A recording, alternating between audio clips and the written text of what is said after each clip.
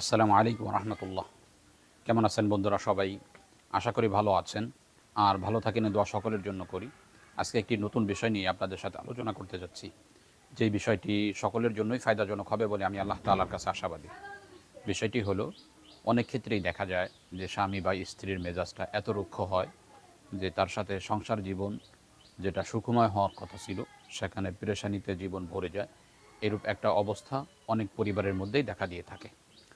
তো সেই ক্ষেত্রে অনেকেরই তামান্না থাকে যে এমন কোনো আমল আছে যে আমলটা আমি করলে সে আমার বশে চলে আসবে। স্ত্রী হোক বা স্বামী হোক, তাকে আমি যা বলি সে তা শুনবে। অন্য 10টা ফ্যামিলির মতো দুজনে পরামর্শ করে সুকুমার জীবন চালাবে।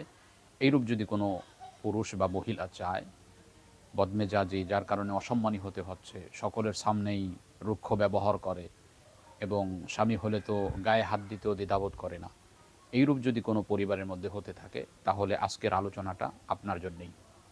তো প্রথমে আমরা আমলটা শিখে নিই। সূরা তাহার ৩৯ নম্বর আয়াত, ও আলকাইতু আলাইকা মুহাব্বাতান মিন্নি ওয়ালিতুসনা আলা আইনি। এতটুকু শুধু।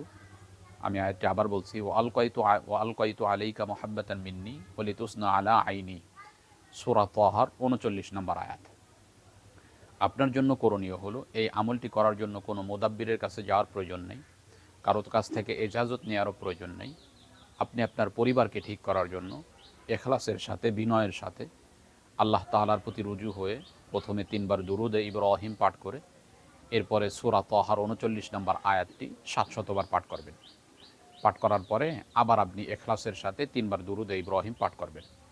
পাঠ করার পরে যে কোনো মিষ্টি দ্রব্য, সেটা আপনার রান্না করা কোনো জিনিস হতে পারে, সরাসরি মিষ্টি হতে পারে, যে কোনো মিষ্টি দ্রব্যের উপর ফুঁক দিয়ে এটা অবাধ্য যেই স্বামী অথবা অবাধ্য যেই স্ত্রী, বদমেজাজি স্বামী বা বদমেজাজি যে স্ত্রী, তাকে যদি আপনি এটা খাওয়ান, তাহলে আশা করা যায় এর প্রভাবে ধীরে ধীরে আপনার স্ত্রী বা স্বামী আপনার বশে চলে আসবে।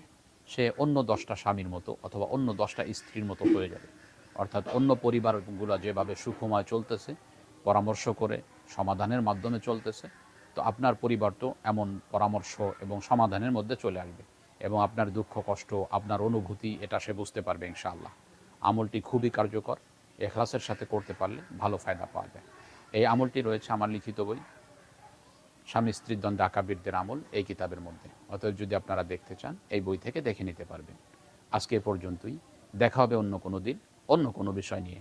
আসসালামু আলাইকুম রহমতুল্লাহ।